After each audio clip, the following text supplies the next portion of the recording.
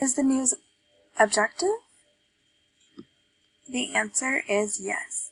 I know it's an unpopular opinion, but hear me out. Some news sources are really liberal and some are very conservative, but they choose to highlight stories that go along with those beliefs, not necessarily do they alter them.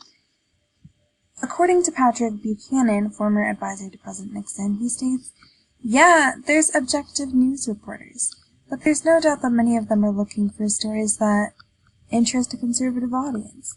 Washington Times is a conservative paper, Washington Post is a liberal paper. I read them both every day."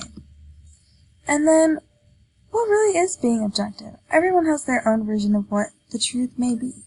Mark McKinnon, former media advisor to President Bush, says, "I think everybody tries to be objective, but what's objective? Everybody has their own idea of what the truth is."